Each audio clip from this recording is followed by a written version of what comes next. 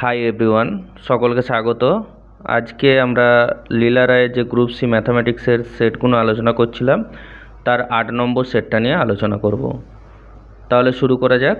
প্রথম অঙ্কটা কি আছে, √196 ইন্টু √144 ইন্টু 20% এর 500 ইকুয়াল টু জিজ্ঞাসার চিহ্ন প্লাস 1256। তাহলে আমরা এখানে √196 মানে কত জানি, 14 স্কোয়ার হচ্ছে 196, তাহলে 14 ইন্টু 12 √144 ইন্টু 20% মানে কত জানি আমরা 1/5 ইন্টু কত 500 রয়েছে ইকুয়াল টু কী আছে, এইটা প্লাস 1256 রয়েছে।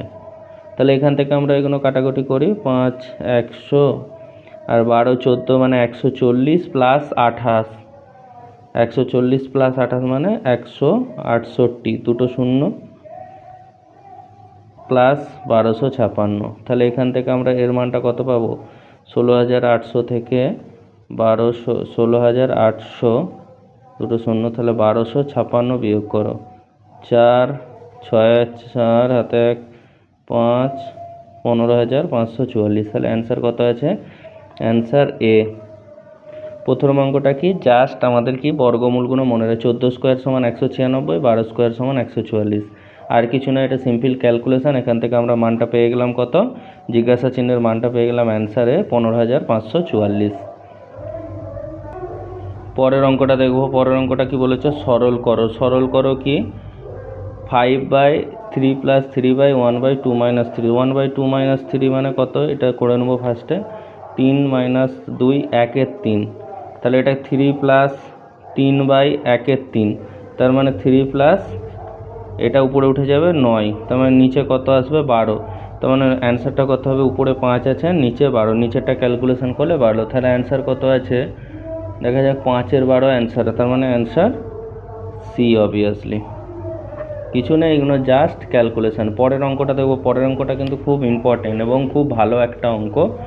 কি আছে, একটি লোক টাকায় 20টি এবং 30টি দামে সমান সংখ্যক কমলালেবু ক্রয় করে সেগুলিকে একসাথে টাকায় 25টি দামে বিক্রয় করলে তার শতকরা কত লাভ বা ক্ষতি হয়। দেখো ভালো করে, টাকায় মানে কি, 1 টাকায় কটা জিনিস কিনছে, 20টি, আবার 1 টাকায় কটা জিনিস কিনছে, 30টি। কিনে কি করছে, এগুলোকে মিশিয়ে বিক্রি করছে 1 টাকায় 25টি। তাহলে এখানে কি করব, এই ধরনের অঙ্কর ক্ষেত্রে সবসময় কোয়ান্টিটিটাকে সেম করতে হবে। কোয়ান্টিটি সেম করতে হবে। কোয়ান্টিটি সেম কীভাবে করব, দেখো এখানে কোয়ান্টিটি কোনগুলো, যে 1 টাকায় 20টা আর 1 টাকায় 30টা, এই কোয়ান্টিটিটা সেম করতে হবে। তাহলে উপর নিচে আমি এটাকে 3 দিয়ে গুণ করতে পারি, এটাকে 2 দিয়ে গুণ করতে পারি। তাহলে এখন 3 টাকায় কটা জিনিস কেনা হচ্ছে, 60টা, আবার এখানে 2 টাকায় 60টা। তাহলে আমি এখানে কি বলতে পারি, যে টোটাল 5 টাকায় আমরা কটা জিনিস কিনছি, 120টা। টোটাল 5 টাকায় কটা জিনিস কিনছি, 120টা। এবার বলেছে কি, যে একসাথে টাকায় 25টি বিক্রি করলে, তাহলে এখানে কি করা হচ্ছে, এখানে টাকায় 25টি বিক্রি করা হচ্ছে। একইভাবে কি করতে হবে, এইটাই কোনাকুনি গুণ করো, এইটা এই কোনাকুনি গুণ করো। তাহলে এইটা এই কোনাকুনি গুণ করলে এখানে হচ্ছে 120, আর এইটা কত হচ্ছে 125।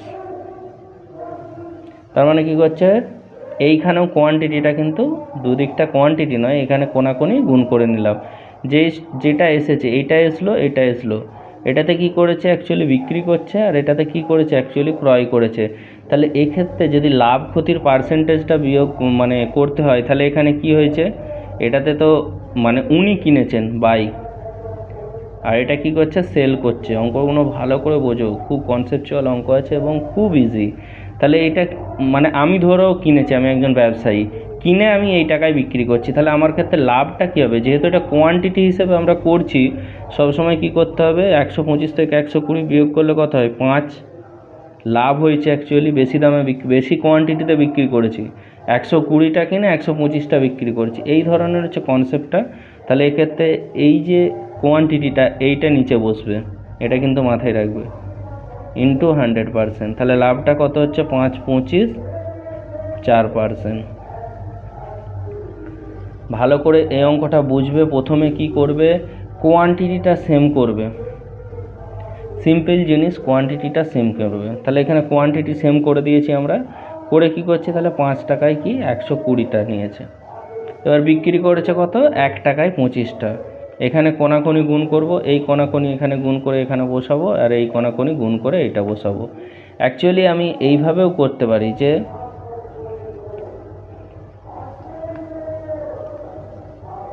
5 25 ইজ টু 1 ইন্টু 120, এটা করতে পারি। তার মানে কি, ক্রয় মূল্য বিক্রয় মূল্য 5 25 সঙ্গে 125 ইন্টু 120, 5 দিয়ে কাটো 25 ইজ টু কত, এটা তোমার হচ্ছে এটা সরি 120, এটা তাহলে এটা 120 মানে 5 দুগুণে 10, 5 4 20। তাহলে এইটা যদি আমি বিক্রয় মূল্য হয়, এটা ক্রয় মূল্য হয়, এই হিসাবে ধরো। তাহলে এখান থেকে দেখো 1 25 ইন্টু 100, এইভাবে করতে হবে। এগুলো কি করছি আমরা, কোয়ান্টিটি হিসেবে করছি, ভালো করে বুঝবে, কোয়ান্টিটি। সেই জন্য কী হচ্ছে, সবসময় এইটা ভাগ করা আছে, সেলিংটা যেটা সেল করা হচ্ছে সেটা নিচে রাখা হচ্ছে, এত কোয়ান্টিটি কিনা এত সেল করা হচ্ছে, তবে তো আমার প্রফিট লাভ হবে। আমি 120টা কিনে যদি 125টা বিক্রি হতে, 5টা তো ওখানে লাভ হয়ে যাচ্ছে, তাহলে 5/125। এই ধরনের অঙ্কর ক্ষেত্রে সব সময় মনে রাখবে কোয়ান্টিটিটা সেম করতে হবে। এখানে যে কোয়ান্টিটিটা আমি সেম করে নিয়েছি, এইভাবে করে এবার এটা কোনাকুনি গুণ করব, এটা কোনাকুনি গুণ করব, এখান থেকে বিয়োগ করে আমি এই অ্যান্সারটা পেয়ে যাব। ভেরি ইজি, কিন্তু কনসেপ্ট ক্লিয়ার করতে হবে। আরও এই ধরনের অঙ্ক আসবে, সেখানেও আমরা কনসেপ্টটা ক্লিয়ার আরও ভালো করে করব। তোমরা এইভাবে অঙ্কগুলো করো, তাহলে এখানে অ্যান্সারটা কত হবে, অ্যান্সার হবে বি, 4% লাভ। পরের অঙ্কটা দেখো 34, কি বলছে, 5টি কমলা লেবুর ক্রয় মূল্য 5 CP ইজিক্যাল টু 4টে লেবু বিক্রয় মূল্য, তাহলে 4 SP। CP মানে কস্ট প্রাইস, SP মানে কি সেলিং প্রাইস। তাহলে CP/SP করো, CP/SP মানে 4/5, তার মানে কি ক্রয় মূল্য 4 টাকা, বিক্রয় মূল্য 5 টাকা। তাহলে লাভের পার্সেন্টেজ কত, বিক্রয় মূল্য মাইনাস ক্রয় মূল্য 1/4 ইন্টু 100%, তার মানে 25% লাভ হয়েছে। এখানে কস্ট প্রাইস 4-এর সমান, সেলিং প্রাইস 5-এর সমান। তাহলে এখান থেকে আমি কি পাবো, লাভটা কত হয়েছে 5 - 4, তার মানে 1, নিচে কত ক্রয় মূল্য 4, তাহলে ইন্টু 100%। এটা কিন্তু টাকাতে রয়েছে, ওইখানে আমরা কি করছিলাম, কোয়ান্টিটিতে করছিলাম, সেই কারণে আমরা ওখানে কি করেছিলাম, 125টা নিচে রেখেছিলাম। এখানে কি হলো, অ্যান্সার আমরা পেয়ে গেলাম কত পার্সেন্ট, বি 25%। পরের অঙ্কটা দেখব। পরের অঙ্কটা কি বলেছে, একটি দ্রব্য 425 টাকায় বিক্রি করে যা লাভ হয় 355 টাকায় বিক্রি করলে সমপরিমাণ ক্ষতি হয়। এই ধরনের অঙ্কে কিছুই নয়, দুটো যোগ করে 2 দিয়ে ভাগ করে দাও, 425 প্লাস 355 ডিভাইড বাই 2, তার মানে কত হচ্ছে 0, 5 2 7 1 8, 4 3 7, 780/2, তার মানে 390। এ ধরনের অঙ্কটা কি, যদি আমি দ্রব্যটির আমি কনসেপ্টটা বুঝিয়ে দিই। যদি দ্রব্যটার ক্রয় মূল্য x ধরে নিই, তাহলে 425 টাকায় বিক্রি করলে কি হয়, লাভ হয়, তাহলে 425 মাইনাস x লাভটা, আর 355 টাকায় বিক্রি করলে সমপরিমাণ ক্ষতি হয়, তাহলে x মাইনাস 355, তবে তো ক্ষতি হবে। এটা লাভ আর এটা ক্ষতি দুটো সমান, তাহলে এটা এইদিকে নিয়ে যাও, 2x ইকুয়াল টু কি 425 plus 355, x equal to 425 355 divide by 2, তাহলে কত আসছে, এখানে দেখো 390 আসছে। এইটা হচ্ছে কনসেপ্ট। তাহলে এই ধরনের অঙ্ক আসলে আমরা সহজে কি করব, দুটো জিনিস যোগ করে 2 দিয়ে ভাগ করে দেবো, তাহলে অ্যান্সারটা পেয়ে যাব। কনসেপ্টটার সঙ্গে জেনে গেলাম। পরের অঙ্কটা দেখব। পরের অঙ্কটা কি বলেছে, বলছে কোনো গ্রামের ভোটে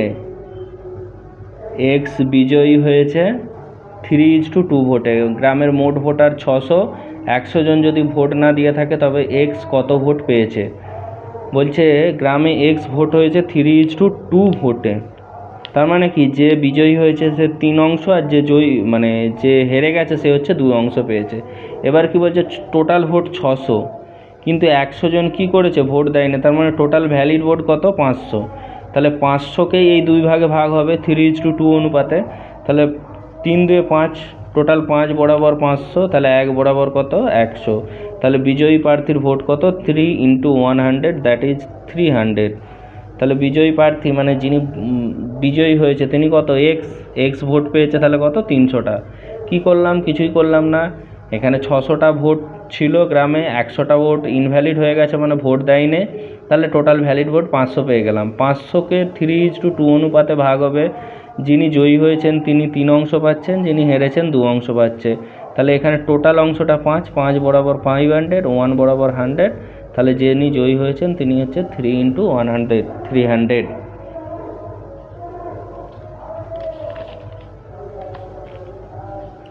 পরের অঙ্কটা দেখব। পরের অঙ্কটা কি বলেছে? একটি বিদ্যালয়ে মোট ছাত্র সংখ্যা 990। যদি একটি বিদ্যালয়ের ছাত্র সংখ্যা, দুটি বিদ্যালয়ের মোট ছাত্র সংখ্যা 990 বলেছে। যদি একটি বিদ্যালয়ের ছাত্র সংখ্যা 5% কমে যায় এবং অপর বিদ্যালয়ের ছাত্র সংখ্যা 14% বেড়ে যায়, তবে উভয় বিদ্যালয়ের ছাত্র সংখ্যা সমান হয়। প্রতিটি বিদ্যালয়ের ছাত্র সংখ্যা হলো, তাহলে এখানে কি হয়েছে, টোটাল হচ্ছে ছাত্র সংখ্যা 990 জন। ধরলাম আমি একটি বিদ্যালয়ের এক্স জন ধরে নিলাম আমি সাপোজ, তাহলে অপর বিদ্যালয়ে কত হবে 990 - 1। এখানে কি বলেছে, একটা বিদ্যালয়ের কি হয়েছে 5% কমে যায়, 5% কমে কত থাকবে 95% থাকবে। এইটা অপর বিদ্যালয়ের কি হচ্ছে 14% বেড়ে যায়, তাহলে কি হবে 990 - x × 114%। এটা করতে পারি, বেড়ে যায়। তাহলে এটা কেটে দাও, 19 দিয়ে যদি কাটে 5 19 × 95, আর এটা কত হবে 6 × 19। তাহলে একটা 5x = কত হবে 0 × 6 = 54, 4 6 × 54 একে 54 আর 4 58, 6 0 0 6 × 54 4 হাতে 5 6 × 54 আর 5 59 -6x। তাহলে টোটাল 11x = 5940। তাহলে x = 5940 / 11, 5 11 55, 55 করলে 4 44, 4 11 44, 540। তাহলে এখানে কি হচ্ছে, একটার অ্যান্সার হচ্ছে 540। এবার অপশানে দেখবো 540 কোথায় আছে, ডিতে দেখো অ্যান্সার আছে, তাহলে অ্যান্সার ডি হবে। কিছুই নয়, জাস্ট এক্স ধরে করে নিলাম। একটাতে 5% কমছে একটা বিদ্যালয়ে, আর একটাতে 14% বাড়ছে, সেটা করে দিয়েছি। করে ক্যালকুলেশন করে এখান থেকে কত 540 পাচ্ছি, আর বের করার দরকার নেই। 990 তো টোটাল, 990 থেকে 540 বিয়োগ করলে 450, তাহলে অ্যান্সারটা হয়ে গেছে অ্যান্সার ডি। পরের অঙ্কটা দেখব। 38এরটা কি বলেছে, একটি গাড়ি স্বাভাবিক বেগের 2.5 গুণ বেগে চললে নির্দিষ্ট স্থানে পৌঁছাতে স্বাভাবিক সময় অপেক্ষা 2.5 ঘন্টা বেশি সময় নেয়। স্বাভাবিক বেগে চললে নির্দিষ্ট স্থানে যেতে সময় লাগে। এখানে দূরত্বটা কিন্তু কনস্ট্যান্ট। এক্ষেত্রে অঙ্কগুলো কি বলেছি আমরা, এখানে গতিবেগের অনুপাতটা বের করো। গতিবেগ সমান কত দিয়েছে, আগে ছিল 2, এখন হয়ে গেছে 5। 2.5 গুণ বেগে যাচ্ছে না, এটা আগে ছিল 5 হয়ে গেছে 2, 2.5 গুণ বেগে যাচ্ছে যেহেতু, তাহলে এখানে কি হচ্ছে বেগটা 2.5 হয়ে গেছে, মানে আগে 5 থাকলে এখন 2 হয়ে গেছে। তাহলে সময়টা কি হবে, সময় তো এর ব্যস্তানুপাতিক, তাহলে 2:5 হবে। এবার এদের মধ্যে ডিফারেন্সটা কত বলেছে, এদের মধ্যে ডিফারেন্সটা দেখো 3, 2 থেকে 5 3 ডিফারেন্স, এইটাই সমান হচ্ছে 2.5 ঘন্টা। ভালো করে বোঝো, এই ধরনের কনসেপচুয়াল অঙ্ক কিন্তু আমি করিয়েছি আগে। কি বলেছে, একটি গাড়ি স্বাভাবিক বেগে 2.5 গুণ বেগে চললে নির্দিষ্ট স্থানে পৌঁছাতে স্বাভাবিক সময় অপেক্ষা 2.5 ঘন্টা বেশি সময় নেয়। স্বাভাবিক বেগে চললে এই নির্দিষ্ট স্থানে যেতে সময় লাগে কত, সেটা বের করতে হবে। তাহলে এখানে কি হচ্ছে, গতিবেগটা প্রথমে যদি 5 থাকে, পরে কি হয়ে গেছে 2 অংশ, আর তাহলে সময়টা কী হবে, তার উল্টোটা হবে 2 5। তাহলে এদের মধ্যে পার্থক্য কত 3, এইটাই কি এই 3 পার্থক্যের জন্য 2.5 ঘন্টা লেগেছে। তাহলে 1 যদি এখান থেকে বের করতে যায়, 5-এর 2 ইন্টু কী হবে 1-এর 3, তার মানে 5-এর 6 ঘন্টা। এটা গিয়ে এদিকে ভাগ হয়ে যাবে, তাহলে 5-এর 6 ঘন্টা পেয়ে গেলাম। এখন কি বলেছে, যদি স্বাভাবিক বেগে যায়, স্বাভাবিক বেগটা কি তার এইটা কমেওনি বাড়ায়নি, প্রথমে যে স্বাভাবিক বেগে যাচ্ছিলো সেটা 2 অংশ, তাহলে 2 ইন্টু 5-এর 6 ঘন্টা, তার মানে 5-এর 3 ঘন্টা, 2 দিয়ে কাটো 3, 5-এর 3 ঘন্টা। তার মানে 1 5 5 2 3 হাওয়ার, এটা হচ্ছে অ্যান্সার। তাহলে অ্যান্সারটা কত হবে? 1 পূর্ণ 2 3 ঘন্টা, অর্থাৎ অ্যান্সার এ হবে। কিছুই নয়, এই টাইপের অঙ্ক আমরা বেশিরভাগ সেটেই পেয়েছি, কিন্তু আমরা যটা সেট করেছি 7টা সেট, তার মধ্যে কিন্তু একটা না একটা সেটে এসেইছে। এই সিম্পল কনসেপ্টটা তোমাকে মাথায় রাখতে হবে। দূরত্ব যদি ফিক্সড হয় তাহলে এস কী হবে? এস ইন্টু টি, তাহলে এস প্রপোর্শনাল 1/t।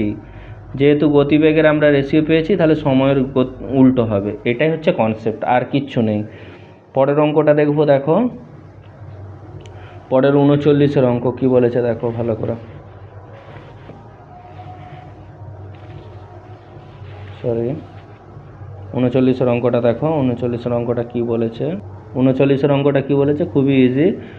সুপ্রিয় অজয়ের থেকে 7 বছরের ছোট, তাদের দুজনের বয়সের অনুপাত 7:9। 7:9 দিয়ে আছে। 2 বছরের ছোট মানে তাদের মধ্যে পার্থক্য কত? 2। এটাই বরাবর 7, 1 বরাবর কত? 7-এর 2। তাহলে এখানে কার বয়স চেয়েছে? সুপ্রিয় আর অজয়ের অনুপাত, তাহলে সুপ্রিয়র বয়স কত? 7 অংশ, তাহলে 7 × 7-এর 2 সমান 49-এর 2, দ্যাট ইজ 24 × 48, 24.5 বছর। তাহলে এখানে অ্যান্সারটা কত হবে? Answer B. একদম ইজি অঙ্ক, এটা কিছু নেই। পরের অঙ্ক দেখব। পরের অঙ্কটা কত? 40-এর অঙ্ক। কোনো গ্রামের জনসংখ্যা 5% হারে বৃদ্ধি পায়। যদি বর্তমানে জনসংখ্যা 4410 হয়, তাহলে 2 বছর আগে জনসংখ্যা কত ছিল? কিছুই না, ইজি অঙ্ক। 5% সমান আমরা কত জানি? 1/20। তাহলে কি বৃদ্ধি পাচ্ছে? কটা বছর বলেছে? 2 বছর, তার মানে 2বার বৃদ্ধি পাচ্ছে। তাহলে 20 থেকে 21 কবার হবে? 2বার হবে, 20 থেকে 21। তাহলে এটা গুণ করলে কত হয়? 400। এটা গুণ করলে কত হয়? 441। এবার কি বলেছে? 2 বছর আগে জনসংখ্যাটা চেয়েছে, তার মানে এইটা তো 2 বছর আগে জনসংখ্যা। 2 years ago, 2 year after। এটা 2 বছর আগের জনসংখ্যা, এটা 2 বছর পরের জনসংখ্যা, অর্থাৎ বর্তমান জনসংখ্যা কত দেওয়া আছে? 4410। তার মানে যদি আমি এখানে একটা শূন্য বাড়াই, এখানে একটা শূন্য বাড়াতে হবে, তাহলে তার হচ্ছে 2 বছর আগে জনসংখ্যা কত? 4000। কিছুই না, এই ধরনের অঙ্ক করার ক্ষেত্রে প্রথমে আমাদেরকে কিছু ফ্র্যাকশান ভ্যালু জানতে হবে পার্সেন্টেজের, সেগুলো কিন্তু মনে হয় এটা ইজি পার্সেন্টেজ আছে, তাই আমাদের বের করতে কোনো অসুবিধা নেই। 5% সমান 1/20। যদি জনসংখ্যা 20 হয় 2 বছর আগে, তাহলে বর্তমানে কি হচ্ছে? 21 হয়ে যাচ্ছে, মানে বৃদ্ধি পেয়ে তো হচ্ছে। তাহলে 20 ছিল, 21 হয়েছে। যেহেতু 2 বছর বলেছে, তাই 2বার আমরা লিখেছি। এটা গুণ করলাম, এটা গুণ করলাম, এটা 441 হচ্ছে, এটা 400 হচ্ছে। যেহেতু 4410 বলেছে, একটা শূন্য বাড়ালে এদিকেও একটা শূন্য বাড়াবো, তাহলে অ্যান্সারটা কত হবে? 4000। তাহলে অ্যান্সার এখানে কত? Answer B. পরের অঙ্কটা কি বলেছে? কোনো বার্ষিক বেতনের 8000 টাকা কর ছাড় দেওয়া হয়, তারপর 1% হারে কর ধার্য করা। একজন চাকরিজীবী 160 টাকা কর দিলে তার মাসিক বেতন কত? 160 টাকা যদি কর দেয়, সরি এটা একটু রেকর্ডিংয়ের গন্ডগোল হলো মনে হচ্ছে, তো আর একবার বলে দিই। এখানে কি বলেছে? বার্ষিক বেতনের 8000 টাকা কর ছাড় দেওয়া হয়, 41-এর অঙ্কটা। তারপর 1% হারে কর ধার্য করা হয়। একজন চাকরিজীবী 160 টাকা কর দিলে তার মাসিক বেতন কত হবে? এখানে দেখো 1% সমান কত? 160 টাকা। তাহলে এখান থেকে আমরা 100% বের করলাম, 16000 টাকা। 16000 টাকা কী হচ্ছে? মানে ওই ছাড়টা দেওয়ার পর তার বেতনটা থাকছে, যে 8000 টাকা ছাড় দেওয়া হয়েছে, তাহলে 8000 টাকা ছাড় দিলে এর সঙ্গে 8000 যোগ করো, তাহলে 24000 টাকা কী হচ্ছে? তার টোটাল বেতন এক বছরে।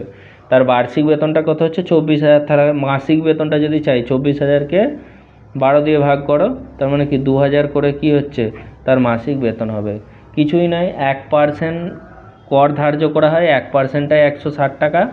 তাহলে 100% বের করে নিলাম, মানে কি তার ইনকামটা বের করে নিলাম। কোন ইনকামটা বের করলাম? 8000 টাকা ছাড় দেওয়ার পর যে ইনকামটা পেয়ে গেলাম। 8000 টাকা ছাড় দেওয়ার পরেই তো কর নিয়েছে, তাহলে এর সাথে 8000 টাকা যোগ করলাম, তাহলে 24000 টাকা। এটা কি হচ্ছে? বার্ষিক বেতন। তাহলে মান্থলি যদি বেতনটা করতে হয়, আমাকে 12 দিয়ে ভাগ করতে হবে, তাহলে প্রতি মাসে 2000 টাকা করে হচ্ছে তার বেতন। তাহলে এখানে অ্যান্সার কত হবে? Answer D. পরের অঙ্কটা দেখো 42-এরটা কি বলেছে? একটা সরল করতে বলেছে, তার মানে কি উপর নিচে 7 দুগুণে 14, একে 15, 7। 7 দুগুণে 14, একে 15, 7 উপরে ডিভাইড বাই কত? 3 দুগুণে 6, একে 7-এর 2।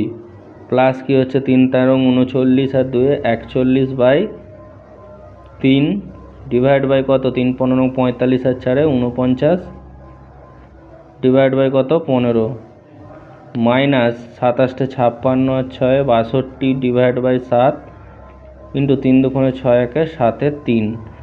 তাহলে এগুলোকে এবার কিছুই না কাটাকুটি গোটাগুটি করো আর কিছু নেই। তাহলে 15 দুগুণে 30 ডিভাইড বাই 49, এখানে কত হবে 3 5 15, তার মানে 5 41 ইন্টু 5 ডিভাইড বাই 49, এটা কেটে দিলাম 3 5 15, তার মানে কি 7, এখানে কোনো কাটাকাটি হচ্ছে না, মাইনাস 3 দুগুণ এটা গুণ হয়ে যাবে 62 ইন্টু 3 ডিভাইড বাই 49 7 7।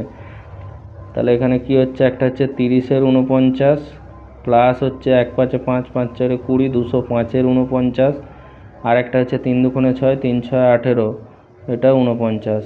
তাহলে এখানে 49 কত এলসিএম 30 প্লাস 205 মাইনাস 186, 186 মানে 14 আর 5 19 30 49 ডিভাইড বাই 49, কিছুই নাই কেটে গেল 1 হচ্ছে অ্যান্সার কত, অ্যান্সার হচ্ছে ডি, অ্যান্সার ডি। কিছুই নাই, শুধু ক্যালকুলেশান, এগুলো দেখার অত কিছু নেই, অনলি ক্যালকুলেশান, যেখানে কনসেপ্ট আছে সেখানে ভালো করে বুঝতে হবে। পরের অঙ্কটা দেখো, পরের অঙ্কটা কি বলেছে, একজন কৃষক, পরের অঙ্কটা কি বলেছে, একজন কৃষক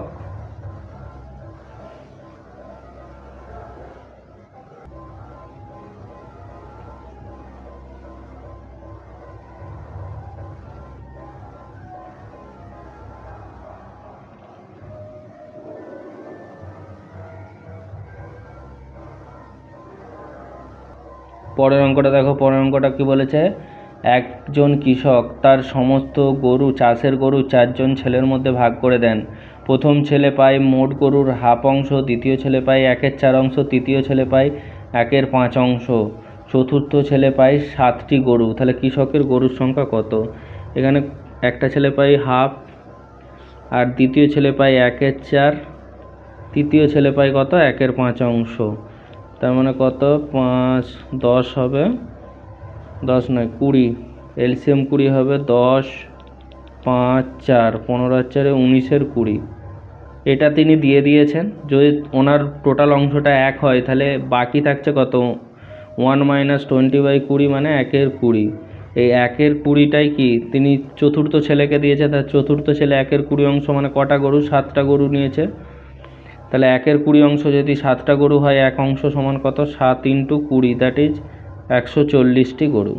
কিছুই নাই, যে অংশগুলো বিভিন্ন ছেলেরা পেয়েছে সেগুলো যোগ করে আমরা কি করছি, তার যদি টোটাল 1 অংশটা হয় সেই 1 অংশ থেকে বাদ দিয়ে দিয়েছি। তাহলে 1/20 অংশ সমান 7টি গরু, 1 অংশ সমান কত 140টা গরু। অ্যান্সার কত, অ্যান্সার বি। পরের অঙ্কটা দেখব, পরের অঙ্কটা কি বলেছে, পরের অঙ্কটা কি বলেছে, একটি গণিত পরীক্ষায় একটি সংখ্যার 5/7 অংশ নির্ণয় করতে বলা হয়েছে, কিন্তু পরীক্ষার্থী ভুলবশত 5/6 অংশ নির্ণয় করায় সংখ্যাটি থেকে 15 বেশি হয়, তাহলে প্রকৃত সংখ্যা কত? তাহলে কোনো সংখ্যার যদি 5/6 অংশ নির্ণয় করেছে কিন্তু তাকে বলা হয়েছিল কত 5/7 অংশ নির্ণয় করতে, তাহলে এদের মধ্যে ডিফারেন্সটা কত হবে বলে দিয়েছে 15। তাহলে এখান থেকে যদি আমি বিয়োগ করি 15, ডিফারেন্সটা 15 হবে এদের সমান। তাহলে 5/6 থেকে 5/7 যদি বিয়োগ করো, যেটা আসবে সেই অংশটাই কি বলেছে 15 সমান হবে। 15 বেশি তো, তাহলে দুটো সংখ্যার মধ্যে ডিফারেন্সটা কত 15। একটা সংখ্যার 5/6 অংশ নির্ণয় করেছে, তাকে বলা হয়েছিল 5/7 অংশ নির্ণয় করতে, কিন্তু দেখা গেল যে 15 বেশি হয়েছে যে সংখ্যাটা পাওয়া যেত। তাহলে এদের দুটোর মধ্যে ডিফারেন্স কি 15 সমান হবে। তাহলে এখানে এলসিএম করো 42, 6 7 35 আর 7 30, তার মানে কত 5/42। এই 5/42ই কি কার সঙ্গে সমান হবে, 5/42টা কতর সঙ্গে সমান হবে 15-র সঙ্গে সমান হবে। তাহলে 5 3 1 অংশ বরাবর কত, 1 অংশটা আমাকে বের করতে হবে। তাহলে 1 অংশ বরাবর কত হবে 3 2 6 3 4 12 126। তাহলে সংখ্যাটা কত, সংখ্যাটা হচ্ছে 126। কি বলেছে অঙ্কটা ভালো করে বোঝো, কিচ্ছু নেই, জাস্ট বিয়োগ করে 15-র সঙ্গে সমান করে দিতে হবে। একটি সংখ্যার 5/7 অংশ নির্ণয় করতে বলেছে, কিন্তু পরীক্ষার্থী ভুলবশত 5/6 অংশ নির্ণয় করে ফেলেছে। তাহলে 5/6 অংশ নির্ণয় করার ফলে কি হয়েছে, যেটা অ্যাকচুয়াল সংখ্যা আসতো 5/7 5-এর 7 অংশ বিয়োগ করলে তার থেকে কত হচ্ছে 15 বেশি, তাহলে আমরা কি 5-এর 6 থেকে 5-এর 7 বিয়োগ করেছি, যেটা আসছে সেটা কত 15 সমান, তাহলে কি এক অংশ বরাবর কত বের করে নিয়েছে, এক অংশ সমান 126, তাহলে সংখ্যাটি কত 126, অ্যান্সার কত, অ্যান্সার সি। পরের অঙ্কটা দেখব। পরের অঙ্কটাও কিন্তু ইজি, বলছে একটি কাজের জন্য একটি জায়গায় 20 জন লোকের 10 দিনের খাবার মজুদ ছিল, যদি 6 দিন পর 10 জন লোক চলে যায় তবে বাকি খাবার অবশিষ্ট লোকের কতদিন চলবে। তাহলে এখানে 20 জন ছিল, খাবার ছিল কত, 20 জনের খাবার ছিল 10 দিনের, কিন্তু এখন কি হচ্ছে 6 দিন খেয়ে ফেলেছে, 6 দিন ওভার হয়ে গেছে, মানে 6 দিন আছে, তাহলে এখন 20 জনের আর 6 দিনের খাবার আছে, যেহেতু এখানে কি না 6 দিন চলে গেছে, তাহলে 20 জনের কি 4 দিনের খাবার আছে, 6 দিন তো খেয়ে ফেলেছে, তাহলে 20 জনের 6 দিন আছে, আবার কি বলেছে 10 জন লোক চলে গেল, তাহলে 10 জন আর আছে, 10 জনের কতদিন চলবে, এটা হচ্ছে অ্যান্সার।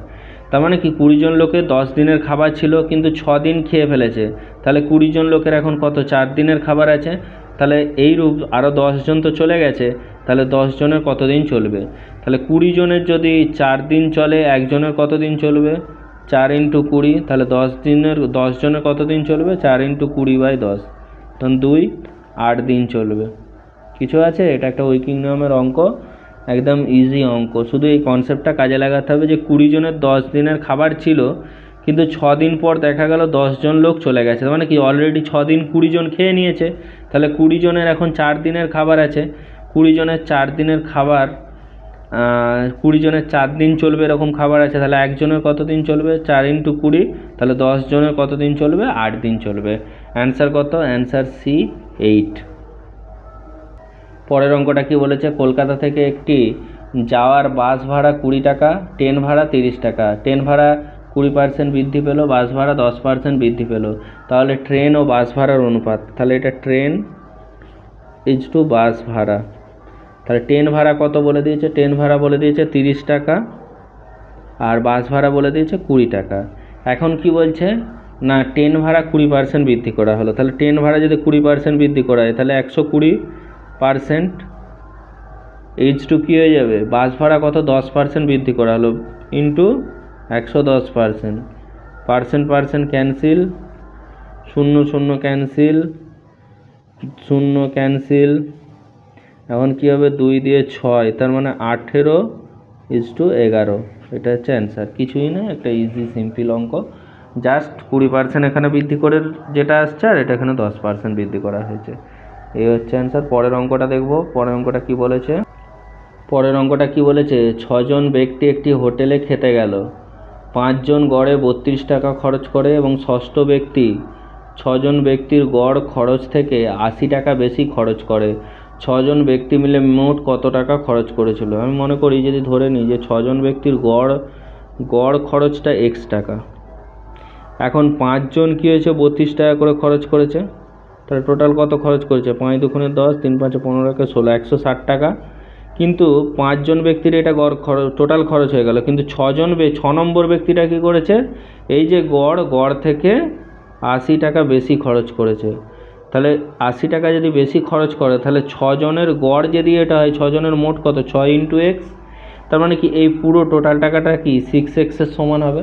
ভালো করে বোঝো, 5 জন 32 টাকা করে গড়ে খরচ করে ফেলেছে, এবার 6 নম্বর যে ব্যক্তি আছে 5 জন যদি 32 টাকা করে খরচ করে সেটা হচ্ছে 160 টাকা, কিন্তু 6 নম্বর যে ব্যক্তিটা তিনি খরচ করেছেন যে গড় ধরেছি x তার থেকে 80 টাকা বেশি, তাহলে এই টাকাটা কি 6 জন মিলে টোটাল খরচ করেছে, 6 জনের গড় যদি x টাকা হয় তাহলে 6 জন মিলে কত খরচ করবে টোটাল 6x টাকা, এই দুটো সমান হবে, এখানে কত 240, 8 × 6 = 14 প্লাস x = কত 6x, 5x কত হবে 240, x = 5 × 4 = 20, 5 × 8 = 40, 48, এটা হচ্ছে গড়, তাহলে 6 জন মিলে মোট কত খরচ করেছে, তাহলে 6 × কত 48, তাহলে 6 × 8 = 48, 8, 4 × 6 = 24 আর 4 × 28, 288 টাকা, অ্যান্সার কত, অ্যান্সার ডি, একদম সিম্পল ইজি অঙ্ক। পরের অঙ্কটা কিন্তু একটা সেটে এসেছিল, পরের অঙ্কটা আমরা করেছি একটা সেটে এসেছিল, অন্য একটা সেটে কিছুই নেই, 0.25 তার whole square plus 0.25 half into 0.5 তার হোল কিউব, এটা সমান কি 25 স্কোয়ার মানে 625, যেহেতু 4 ঘর হবে একটা শূন্য দিয়ে এটা আসবে। এটা কত হবে, হাফ মানে √25 মানে 0.5 ইন্টু এটা মানে কত হবে 0.125, 3 ঘর যাবে 5 25 সঙ্গে 125, 5 কিউ, এখান থেকে এটা গুণ করলে কত 625ই তো, তার মানে 0625, এটাও গুণ করলে কত হচ্ছে 0625, এটা তার মানে 600 600 1250। কিন্তু এখানে ক ঘর 1 2 3 4, 1 2 3 4, তার মানে এটা হচ্ছে অ্যান্সার। তার মানে এটা সমান কি 0.125 হচ্ছে অ্যান্সার। অ্যান্সার কি আছে, অ্যান্সার বি। ইজি অঙ্ক, এটা আগের সেটাও আমি করেছি। পরের অঙ্কটা দেখবো। পরের অঙ্কটা কি বলেছে দেখো, রাজেশের কি হয়েছে, রাজেশের আয় রমেশের চেয়ে 25% কম।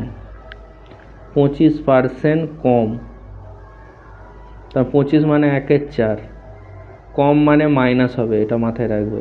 এখন কি বলেছে, রাজেশের আয় রমেশের চেয়ে কম, তার মানে কি এখানে রাজেশ আর রমেশ যদি 4 হয়, রমেশের থেকে 25% কম কত, রাজেশের আয়, তাহলে রাজেশের আয় -1 হবে, তার মানে 3।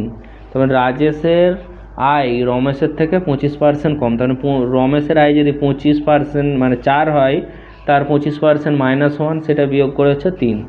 এখন কি বলেছে, রমেশের আয় রাজেশের আয় অপেক্ষা কত বেশি। এইটা তো রমেশের আয়, এটা রাজেশের আয়, তাহলে রমেশের আয় রাজেশের আয় অপেক্ষা কত বেশি, 1 বেশি।